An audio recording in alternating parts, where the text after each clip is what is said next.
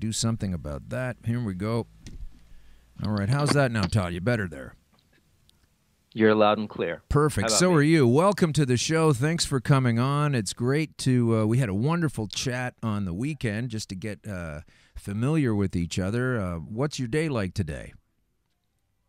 Oh, it's been a good day. Actually, I've already had about three phone calls, running in multiple different directions, trying to find my way into the cannabis industry and figure out what it's all about for me. And you just left the military's employ. Is that right? Like recently?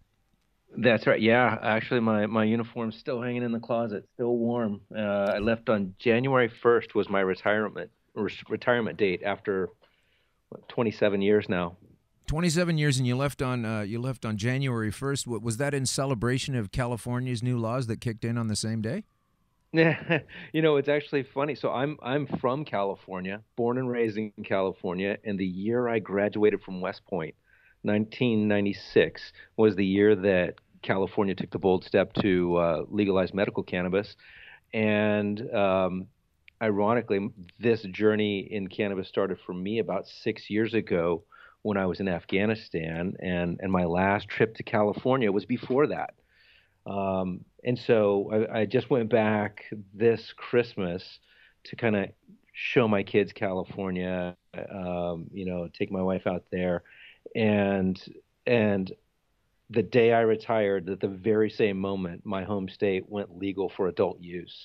So it was pretty symbolic, and it was really a great time.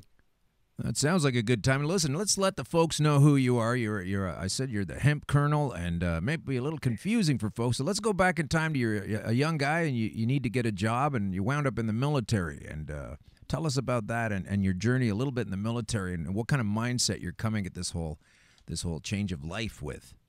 Sure, sure. Well, so I was born and raised in California, raised in Bakersfield, and I went into the Army at about the early age of 19.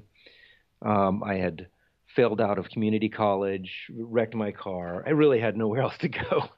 And I joined the Army, and I tell you, I loved it from the very first moment. I immediately found some kindred spirits and enjoyed what I was doing and enjoyed the challenge and the camaraderie.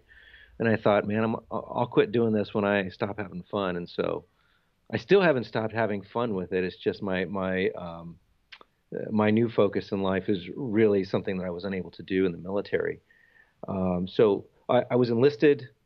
I went to West Point. I graduated, became an armor officer, meaning rolling on tanks and Bradleys and doing some heavy lifting in the combat arms. And then I transitioned into a foreign area officer, which is a certain type of officer that the Army develops to focus on particular regions of the world. I was lucky enough to have Europe because by this point I spoke three European languages, and then they taught me two more.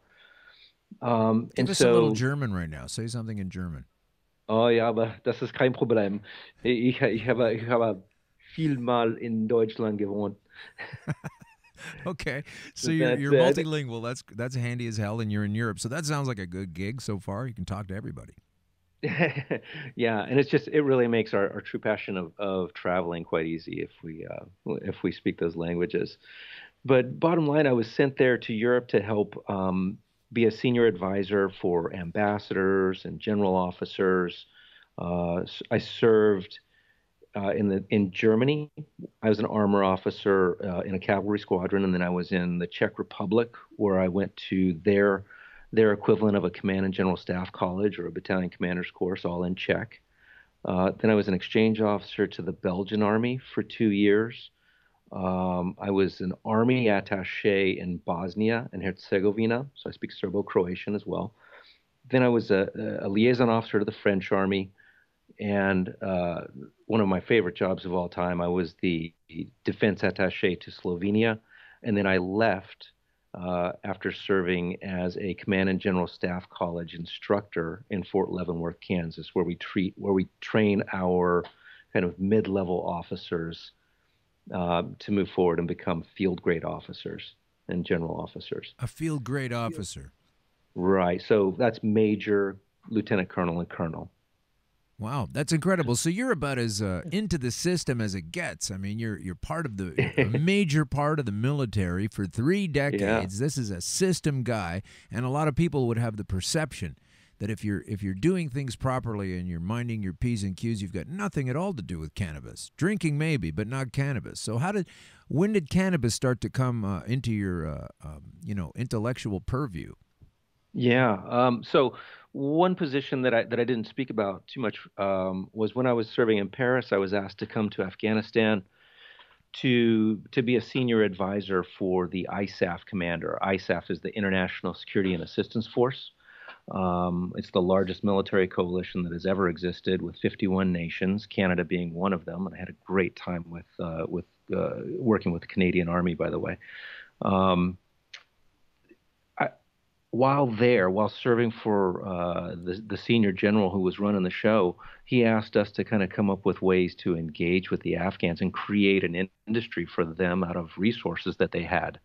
And Right. so I took to that as quite a challenge, because I knew they only had heroin, minerals, which were all owned by the Chinese because they have very rare mineral stores there. And then they had cannabis, which they cultivated for hashish, and then they would export to prohibition markets so that they could get high prices for them, and that money would come back in the form of IEDs that was killing our soldiers. Um, and I thought, well, why don't we just transition them to a hemp industry with 25,000 different uses and 8,000 years of history? Our species have almost evolved with the plant, and we could create something for them where they have a product that provides food, fuel, fiber, medicine, a true industry. And it would grow very, very well there. I know it does already in small patches, but it would grow very well with there because it has very little need for water or pesticides or anything like that. And the bonus kicker, what I thought about, was that by growing hemp in the proximity of cannabis, it would weaken the cannabis crop, and they would get less money for the hashish downrange. Wow. Yeah, so I thought it was a genius, but I was kind of laughed out of the room, and um, but I didn't mind getting shut down. I wasn't married to the idea just yet, Right. and but it really did kind of inspire me to do some deeper study into the plant, and I learned about the roots of our own prohibition in the United States, being based on racism and economic greed and things of that nature, and also against the wishes of the American Medical Association and the Nurses Is Association, and that right? At the pretty beginning, it was against the medical association? I thought they were happy to get rid of it. absolutely, Oh, my absolutely mistake. My not. mistake. Tell us about. No, a wonderful Mr. Harry J. Anslinger found one medical professional who was willing to stand up and say, yes, this is the devil's weed, and it's a really big problem. But it's so interesting. I just found the subject so interesting Well, on stick so around many for the different end of the levels. show. We're going to be going into for conspiracy queries. I'm doing a little reading from Harry Anslinger, and it's very, very entertaining because it's written in Oh yeah. earnest. Written in earnest in 1947, but it's hilarious. So we close out these shows lately with that. So that's Harry for you. So okay, so now you're at this place where you're in the middle of transitioning from within the structure, from within the military itself. Hello? Yes, yes, Is that a absolutely. confusing Sorry. question? I'm sorry. It was. That's where I was. So really, I started studying the plant in earnest about 6 years ago, and I immediately went to determine whether or not there would be military applications to the plant or constituents of the plant, and obviously, I found many. Um, But the one thing that really got to me was when I found U.S. patent 6630507, and I found out that, Let me write that down. Give me that again. oh yeah, that's U.S. patent 6630507. That's Okay. easily Googleable. Yeah. But it was when I saw that the Department of Health and Human Services, on behalf of our Food and Drug Administration, has a patent on cannabinoids, in particular cannabidiol, as a neuroprotectant, anti-inflammatory, and an antioxidant. And at this point, I knew a little bit about traumatic brain injury, which had a personal effect on me because I lost an amazing young officer named Captain Andy Houghton, who was a platoon leader for me in Germany. And after I left command, the unit deployed to Iraq, and he sustained a traumatic brain injury, and about a month later passed away.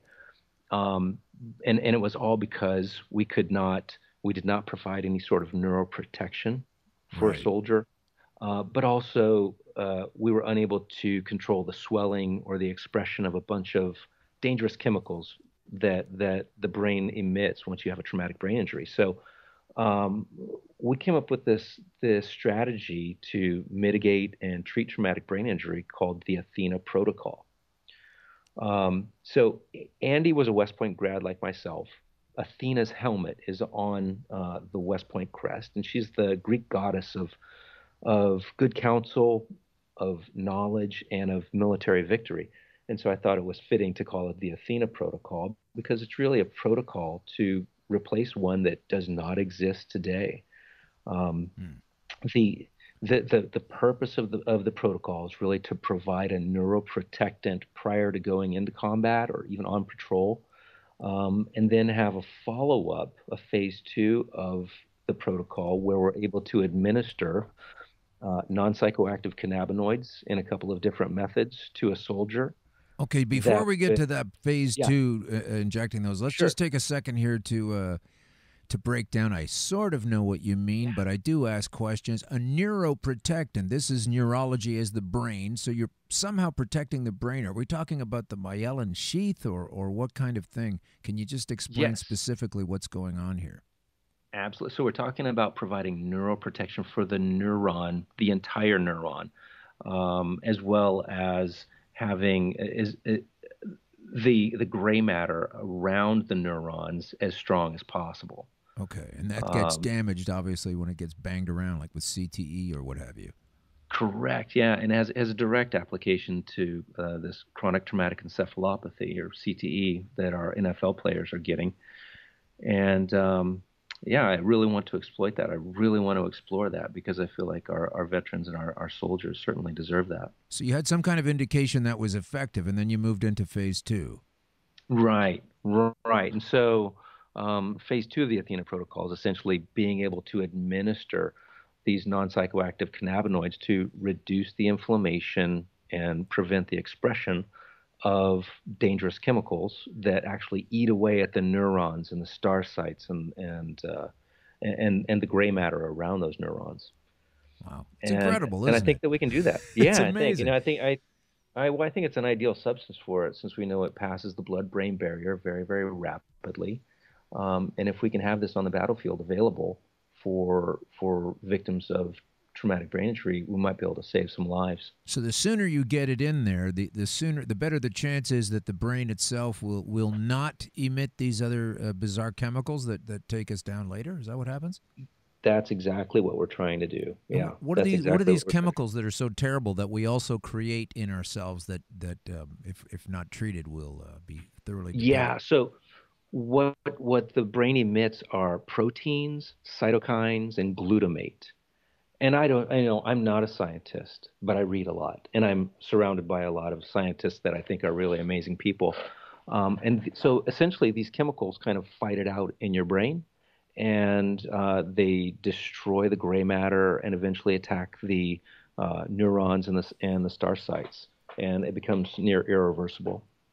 That's frightening that we actually create that within ourselves. Yeah. And it's that I'm not trying to get a laugh out of it, but here we are. Where it's like, oh, you've been hit in the head. Oh, okay, let's start up automatic shutdown and it's like a computer that has a countdown to destroy itself or something. It's very bizarre. Yeah, absolutely. Absolutely. So this is all going on while you're in the military. Right. So, and I'll tell you how that happened. As I, when I came back from Afghanistan, I really dug into the books. I dug into the podcasts. I listened to everything I could about cannabis. I read everything I could, scientific and otherwise. And I was trying to figure out as I watched the American policies evolve state by state, and I was also watching from Europe watching European policies involved, especially in terms of medical cannabis. And I was trying to figure out how the skill sets that I had developed by serving as a military diplomat might be able to impact the industry. And so I basically took what I did in the military as a foreign area officer, which was essentially forward U.S. foreign and defense policy between the United States and other European countries. So I thought that I would apply that directly to the cannabis industry and help forward objectives of the cannabis industry and kind of help build a bridge between North America and Europe in that manner. Wow. And so the concept that I came up to do it with was by developing Harvest 360 so that we can take specific cannabinoid formulations that are being developed all throughout the United States and in Canada to protect them, to patent them through intellectual patent policies, and to license them for use throughout Europe. Because unlike Canada, the United States, we cannot deliver the plant matter to Europe. And why is that? Well, because for us, it's still a Schedule One drug under the Controlled Substances Act. And why is that? Well, how much time do we have here? We have time. We have time. Yeah, why is that? Tell us. I mean, well, on the one hand, you've got a government saying, no, this stuff's terrible, can't have it. And then on the other hand, an aspect of the government, yourself in the military, is over there hitting these roadblocks. Yeah, absolutely. So it's incredibly frustrating. So the Controlled Substances Act took place in 1970, and Schedule One means that they put substances on there that are they state that they have no medical potential, no medical value, and a huge potential for abuse. Right. And cannabis is right on top of that, up there with PCP and heroin and a number of different things. Even though drugs such as cocaine are on Schedule Two, even lower. That's incredible. I do have a thought on that I would like to bring forth for the folks. So just hopefully you'll hear this. But if you can't, Todd, we'll be right back. I just want to take a minute here. And once again, at the beginning of the show, we had Terrence McKenna, and here's a little thought from Terrence on this very exact topic right here. Hang on a second. And what that means then is that people who can cut through these many, many illusions, the illusion of materialism, the illusion of business as usual, the illusion of benevolent institutions carefully guiding us toward reasonable destinies. If you cut through all that, if you disabuse yourself of all that, you will empower yourself to eventually be able to stand up in delicate social and political situations and just say, bullshit.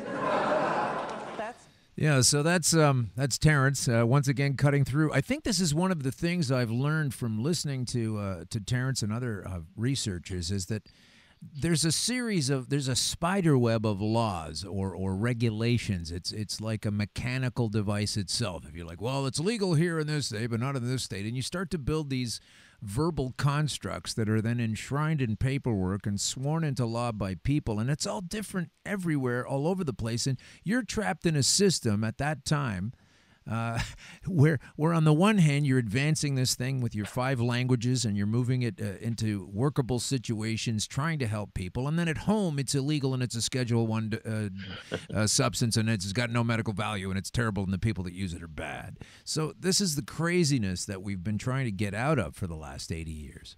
So I'm very glad we have people such as yourself with your background coming forward with your kind of research. So thanks for doing that. Well, thank you. I mean, for me, what I see this as is, I'm using the tools that the military has given me, and those languages, that's great. That's kind of a great party trick, and I understand the culture and the history of Europe. But for me, the most important thing that I learned both at West Point and while serving in the military was to be a critical thinker, to really challenge the status quo and question absolutes whenever possible, because I think from that we can, if we're creatively thinking as well, we can come up with really great solutions to some super complex issues. And for me, I can't think of a more complex issue than traumatic brain injury or post-traumatic stress or Right. chronic pain. I mean, I think there are so many issues that this particular subject lends itself to, and I mean, those go as far as disparities in social justice, and the prison population that we have in the United States, all the way to international markets and international relations. I mean, just if you just look today, I mean, for a great example, if you look down to Colombia, where cannabis cultivation for legal use is just blossoming. You know, I mean, this is a country who 2 decades ago was only known for cocaine or drug cartels, but now we have legal cannabis cultivation taking place there. Well, that's And I strange mean, because, as far as I knew, um, in Colombia, there's an American program going on there forever called Plan Colombia, which was yeah, supposedly all about the removal of the vegetation that provides coca leaves and cannabis and what have you. So this would be like, to me, I would say they didn't get any of that done. It's been living throughout those attempts at eradication, and now it's burgeoning and blossoming anyway. You know, so once again, we spent a lot of time and effort repressing what's only natural at this point. oh, absolutely. I mean, it's really interesting. I think about even though I don't know so much about South America, I do know a lot about security cooperation and the way we spend money from the United States government to help build out partners and allies and equip them and train them to do certain missions. And I've been thinking a lot about the drug war, and I do see it as an abject failure, as the majority of people do. I think only 7% of Americans believe that the drug war is actually working. So clearly, we're doing something wrong. I think But you'd think it's working if you're in a position to profit from it, and those folks have had a lot of power. I said it earlier about for-profit prisons. I yeah, mean, they exactly. want to keep people, the prison guards, unions, etc., here and there. They lobby against legalization of cannabis because, technically speaking, you'd have far fewer prisoners, and then therefore far fewer jobs, and then far fewer payments into the old union for the corrections officers. I mean, you're right. This is about greed at so many levels. We somehow have to get past that. Yeah, absolutely. We certainly have to get past it, and part of it is education. I mean, a huge part of it is education and breaking down stigmas that, as you know, have been built up over 80 years.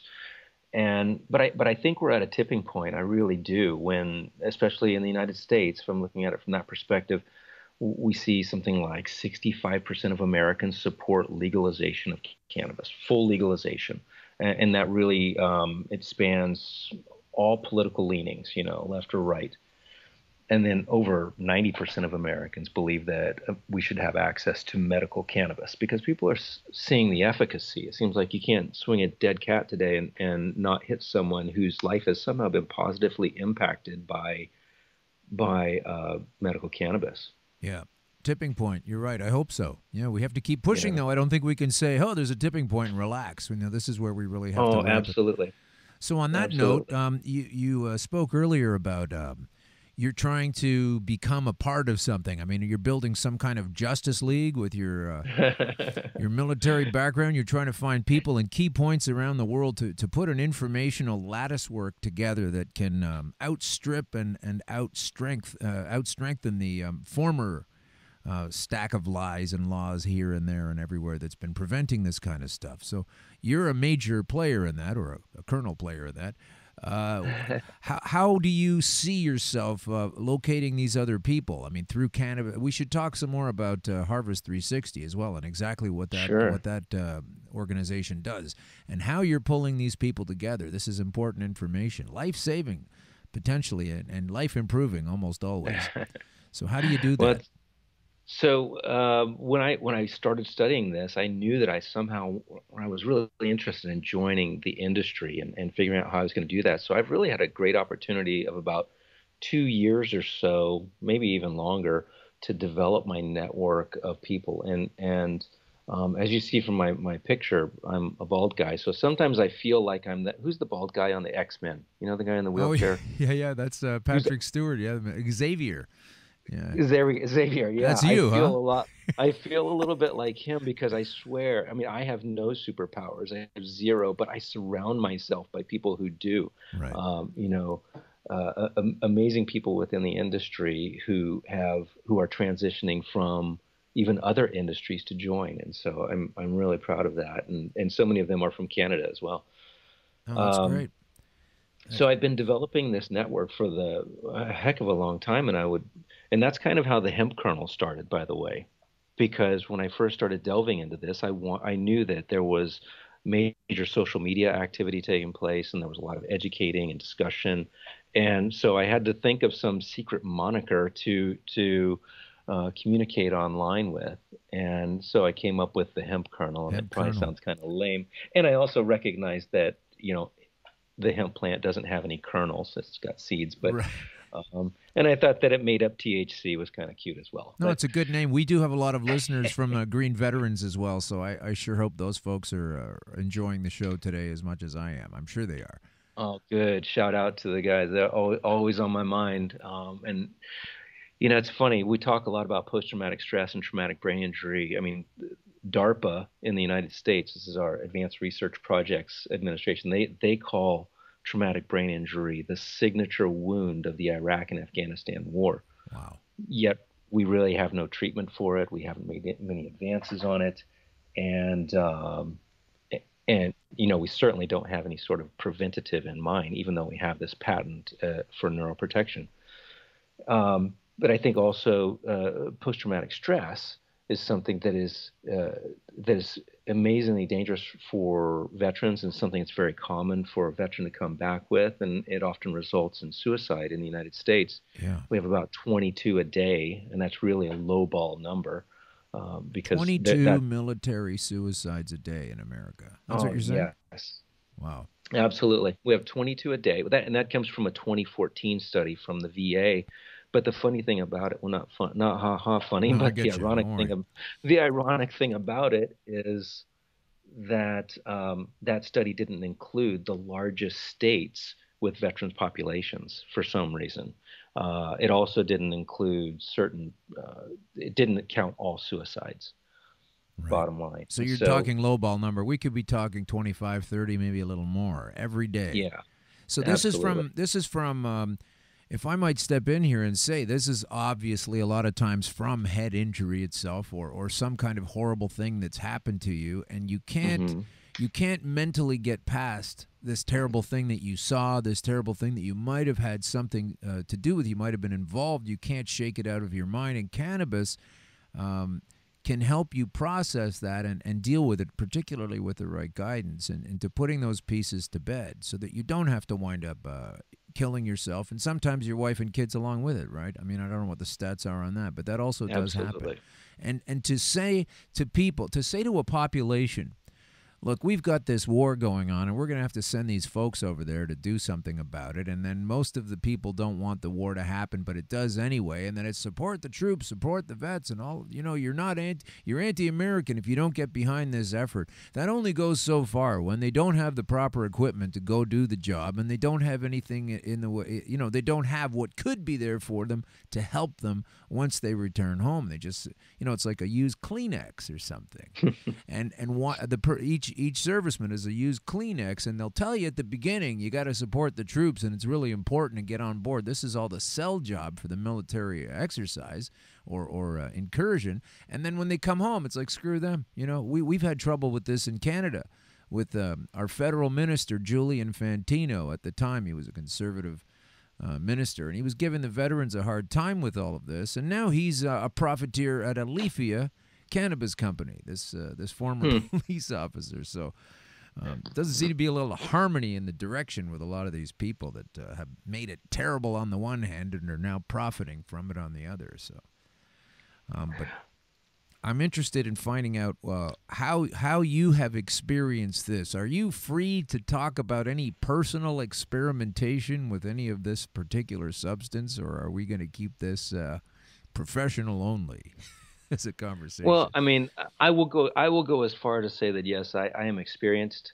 I understand the effects of cannabis, but I don't really talk too much about my own medical regime or the history of that medical regime. But I am certainly experienced, and especially since I'm calling you from a state where if a person has a gram, or I'm sorry, an ounce of cannabis, that's a year in prison and a $5,000 fine. So Yeah. it's just something. It's something that I really like to have a conversation about with pretty much everyone I've met. And I've made it a point actually, as I was departing the military for the last 2 years while serving in Fort Leavenworth, Kansas, in the school. Every general officer I would see, every senior leader I would see, at some point we would speak about cannabis, and I would talk about the medical applications of military applications of cannabis. Right. And honestly, I was never shut down. I was never shut down at all. The first recommendation when I made it in Afghanistan, I was kind of eschewed a bit, or pushed to the side a bit. Yeah. And but now that I can speak about it from a position of education and understanding, and I've read the studies, and I know the public policy and the health impacts of cannabis. I rarely get shut down, and I've spoken to some very senior officers who are always confounded by the fact that we have a patent on cannabinoids as a neuroprotectant, and that they might increase the survivability of soldiers in combat. And they believe that we should be able to study it, as do, I would say, the majority of the military. There was a recent study that showed 85% of military personnel believe that we should have access to medical cannabis.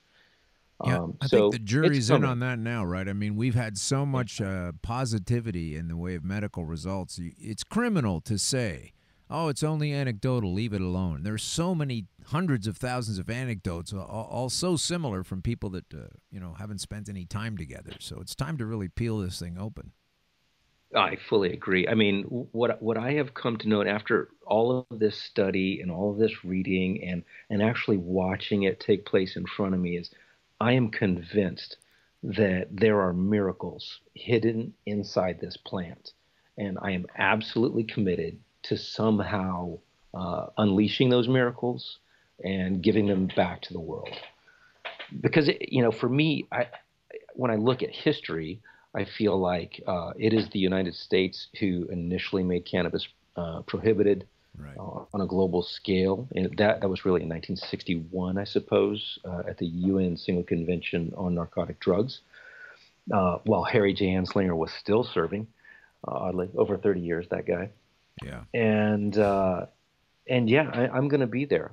I don't think that I can be the guy to release those miracles, but I can certainly bring the band together.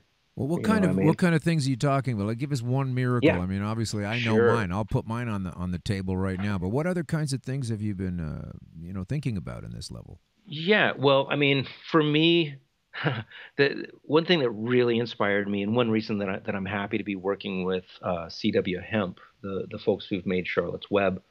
And by the way, I'm not on here as a walking commercial or anything. But I work with people that I really believe in, companies that I really believe in. Sure. When I first began studying this, and I watched the video of Charlotte Figi, who is the namesake of Charlotte's Web, being saved by cannabis, it truly inspired me, and it's inspired me so much because Charlotte Figi and her little twin sister, who also has, I believe, some epilepsy coming on, or has had some instances of epilepsy. They're both military brats, right? And I've Right. got two military brats of my own. These are kids who follow their dad around the world, and as he serves the nation. And so when I watched Charlotte Figi on video going from 300 seizures a week to maybe a seizure a month using a non-psychoactive form of cannabis, that to me was a miracle. And I'm sure if you ask Paige Figi, Charlotte's mom, she would say that cannabis saved her child's life. And now Charlotte is, I think, 8 or 9 years old, Yeah. and she's going to school, dancing, talking, laughing, saying "I love you" to her parents. and that's an amazing gift, and it's a miracle in my view, and that's just the beginning. We're really at the tip of the iceberg. So if you're just joining us now, we're talking with Todd Scattini. He's the hemp colonel. Go back to the beginning. Listen to this again, and this is a staggering number that we just heard from Todd. This is a terrible disease affecting a little child who was for sure going to die because, I mean, you know, you might have sneezed or something once in your life, or you might have vomited. You might have felt the spastic convulsion of a seizure. These seizures are far worse than this, and in such a little person, too many of those are obviously going to kill them. And so to go from 12 or I've heard even 1,300 seizures a month, think of that number just on its own. Even if you did anything 1,300 times, never mind have a debilitating seizure that shuts you down and just completely messes you up 1,300 times a month. Now you're doing it once a month, which sucks. But there's those other 1,299 that aren't going to be there. And this has all been scientifically shown to be coming as a result of using this plant as a tool and using it correctly. So if you're just new to this topic, just think of that. 1,300 seizures, 1,200 seizures a month down to one. So that's amazing. And it cannot be stood in front of anymore, I don't believe. Yeah, absolutely. So that's really just one of the miracles, obviously, but I think that there are a lot more that are hidden inside the plant. We're prepared to unpack them. And you asked a little bit about how we plan on doing that. Yes. So Harvest 360, I actually live in Kansas City, Missouri currently. Well, don't tell me your problems. No, oh, come on. The motto here is Kansas City. It's not that bad. No, it's actually a fantastic place that I've been drawn to a couple of times now. But the backside of my team is based in Denver, Colorado. And I will be moving from here with my family to Europe this coming summer. The idea is to move to Prague, Czech Republic, where I would be working with the International Cannabis and Cannabinoids Institute, as well as the National Institutes of Mental Health and the Ministry of Health in the Czech Republic, and hopefully with the Czech government at the highest levels, to basically develop a facility where we can conduct clinical trials on cannabinoid therapies. The infrastructure is already there, and the National Institutes for Mental Health is already conducting clinical trials on all sorts of psychoactive materials, to include psilocybin, LSD, and cannabis. Right. And it is filled with simply world-renowned doctors. And now Dr. Ethan Russo is their chief for research and development. He was recently the chief medical advisor to GW Pharmaceuticals, so he has a certain amount of familiarity with getting even prescription drugs through phase 2 clinical trials if they're based on cannabis. Wow. And I think there's a lot of potential there. What we seek to do is conduct clinical trials there based on formulations that have been created in the United States and around the world, in Canada, obviously, and get results out and tell people about and prove the efficacy of the plant. What I would seek to do, I'm actually playing around with trying to do some crowdfunding for the study, because the plant was ripped from the people's hands, and I think the people deserve to understand what the potential of the plant is. And through crowdfunding, I would love to actually conduct these studies and then just give it all away, give the information back to the people. And I think that's really the righteous thing to do. And I think that's the only way to do this, if you base it not on profit, but on compassion and the potential that the plant has. Right. Well, we just had our head police chief, well, he used to be a police chief, Bill Blair, who's now shepherding in this restrictive cannabis system. They just announced last week that there would be 14 marijuana research projects across Canada, and none of them are what you're talking about. All of them are based on the dangers of it and how it's going to affect indigenous communities, and there's really not a lot of a lot of positivity there coming from them, and they're saying it's a dangerous substance, so as long as we spend a lot of time on harm reduction, everything will be great. And I think that harm reduction is not the way to go per se. You go for the understanding of it. You go for the use of it as a tool. You find out what you're finding out, Colonel, and you're discovering these facts that you then base policy on, not more restriction, which is where this new several $100 million has gone into up here. So we're a little bit more backwards than a lot of people think or realize.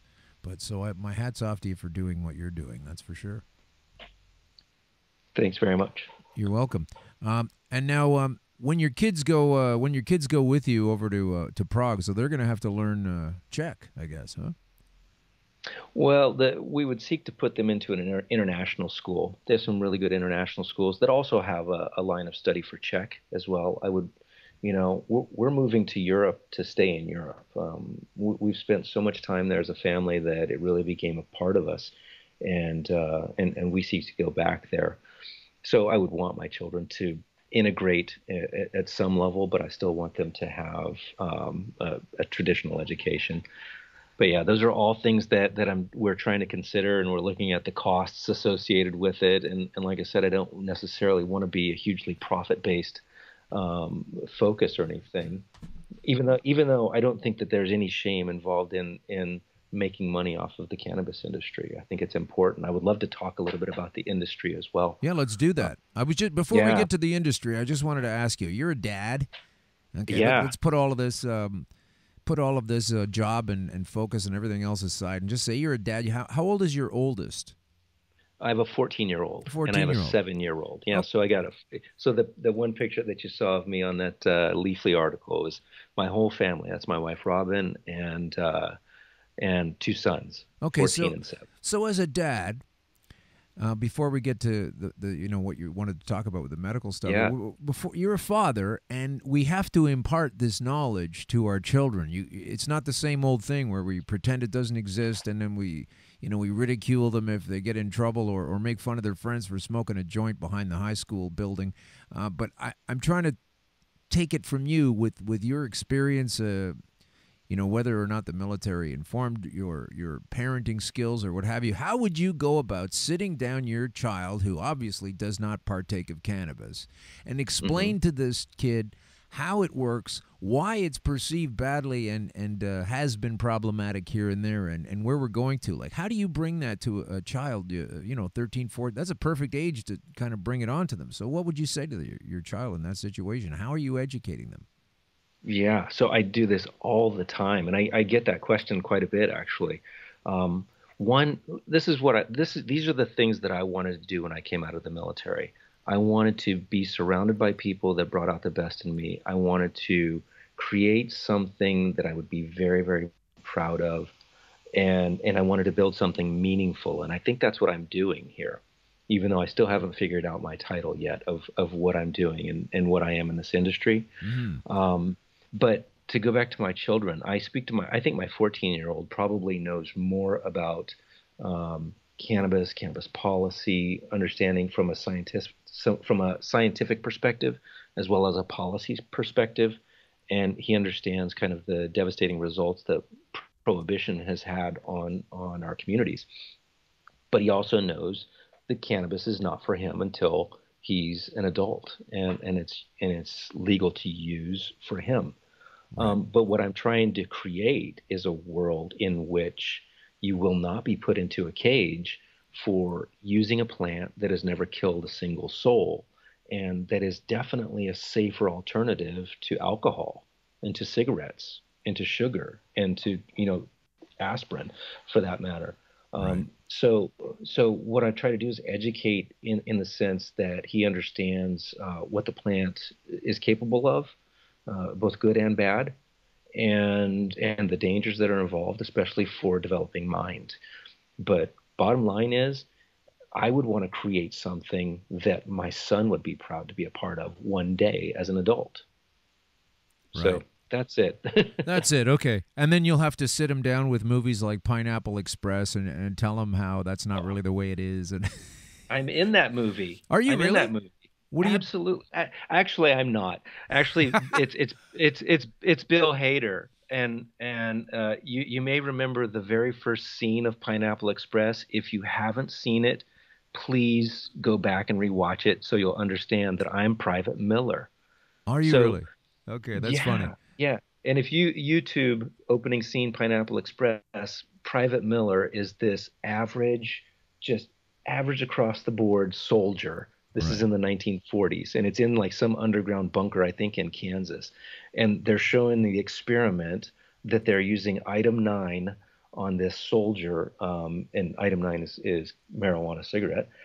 And anyway, he has a great time during the test and all of this stuff. And in the end, he says, "We should be telling everyone about this. We've got to shout this from the rooftops. It's the bee's knees." And the colonel who's running the thing looks at him, and then Bill Mader looks at him and he says, "F you," you know.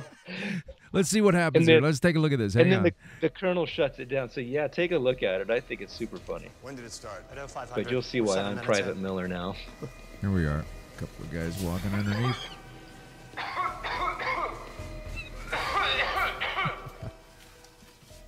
Okay, Private Miller. You've been smoking item 9 for 7 minutes and 13 seconds. We're going to ask you several questions. How do you feel? Well, sir, I feel like a slice of butter melting on top of a big old pile of flapjacks. Yeah. Okay, Private Miller. We'll have to get to that later. I don't know where the salient bits are, but that's you, huh? Yeah. So I've often felt like that anyway. Yeah, that's pretty funny.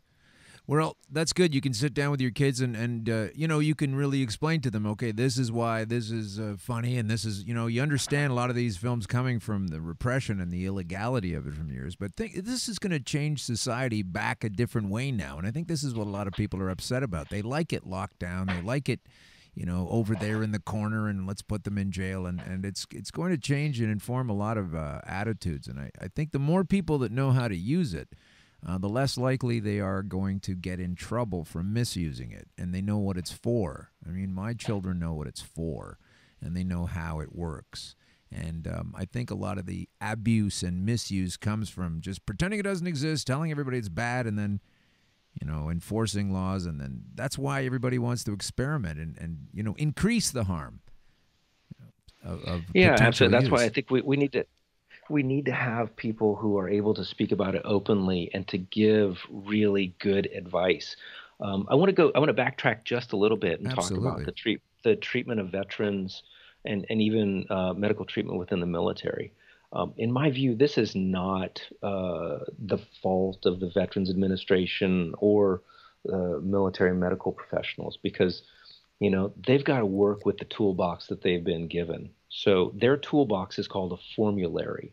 And the formulary is essentially the list of drugs and treatments and different possibilities that they have for treating a particular issue. And so that means, you know, if you come in for a cold, you get Mucinex. If you come in with a fever, you're going to get Tylenol.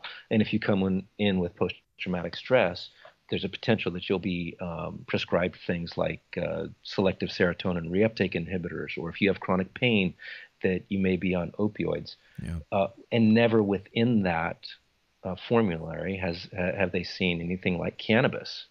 And they're so confused about it because typically our doctors are educated at medical schools, which are typically paid for by the pharmaceutical industry. So they're really familiar with like this single molecule therapy of particular ailments, but it's not the doctor's faults. So I want to make sure that's Okay. clear. Yeah. But I think it's important that we develop a process to educate them. I mean, for the first time ever, the Veterans Administration has provided the freedom to their doctors to speak with veterans about medical cannabis usage, if it's legal in the state where they reside. But the problem is, I don't think that they are. because typically they're not very educated about the plant. And so I think that's going to be a really difficult thing to overcome and to re-educate some folks on how to actually use it. But in time, it will come. In time, it's going to be legal in the United States and Canada, federally across the board. I guarantee it. Yeah, it should be, because if I'm coming home from Europe after a deployment and I'm messed up in the head and I live in Colorado, I'm okay. But if I'm coming back to Indiana or wherever, these other, Wisconsin, some other states that are extremely against it, then it's not fair that I wouldn't be able to access the same thing under the Stars and Stripes. Makes no sense to me. Absolutely. So tell us a bit about... Because we glorify alcohol. I'm sorry to cut you off. No, that's okay. You're right. That's a good point. Alcohol. You know, we kind of glorify it, and I'm not here to demonize alcohol, because I love a great beer. I love a good glass of wine. Sure. And I recognize the pleasure and kind of the culture around our alcohol. But, you know, when we have on every single military post a facility where we can buy cut rate alcohol all the way up to Everclear in any amount that we want, that ends up being oftentimes the drug of choice for our young military personnel. And when you combine that with pain medication or anti-anxiety medication, exactly, then you have disastrous results. So I think providing a safer alternative for military personnel and certainly for veterans is an important step forward, a major advance. All right. So when you go to Europe and you move there, you're with Harvest 360 now, because you're now officially out of the military and you're going to be doing this deployment with this company. So tell us a bit about Harvest 360, and then we're going to have to get going here. Sure. So Harvest 360, we're essentially kind of a consulting organization, but really with the main focus is helping North American companies break into the European market that's developing by creating some strategic partnerships, by developing a line through which to export into the European market, and making connections with people that I've met over the last 6 years within my network.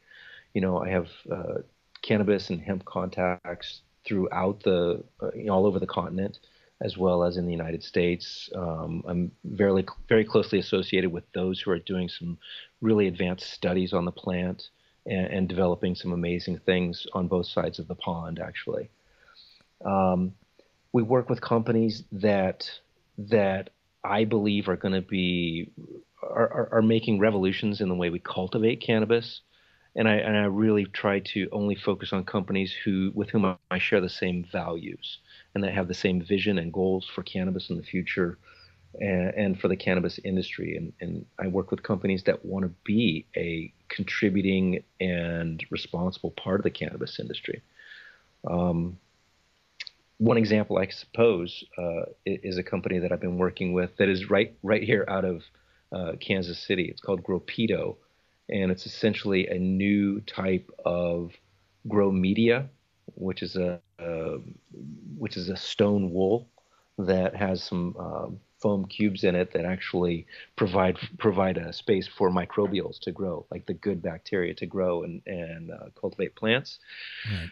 And it ends up helping save water. About 80% of the water that we use in cannabis cultivation is wasted. Well, and with this product, it's not.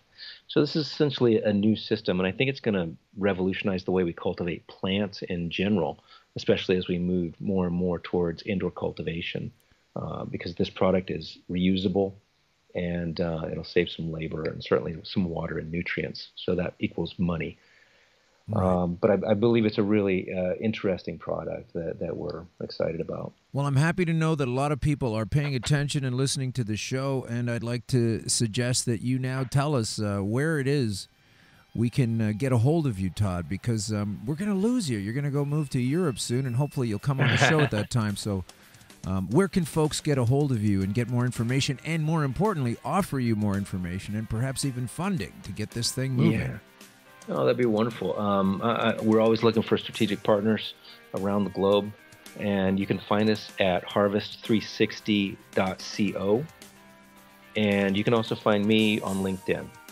LinkedIn. Okay, and that's Todd Scattini, Toddscattini, the Hemp Colonel. Todd, it's been great speaking with you, and you will come back, right?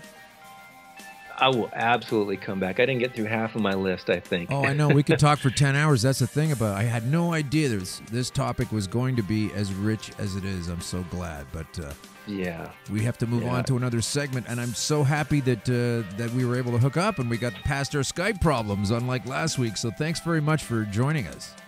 Absolutely. Thanks to you, and thanks very much to Sean Dillon and those guys over at Cannabis Daily. I think they've got a great organization, and we're working closely with them to get messages out. And you're doing a great job. Thanks very much, Todd. We'll talk to you soon. Cheers. All the best. Bye-bye.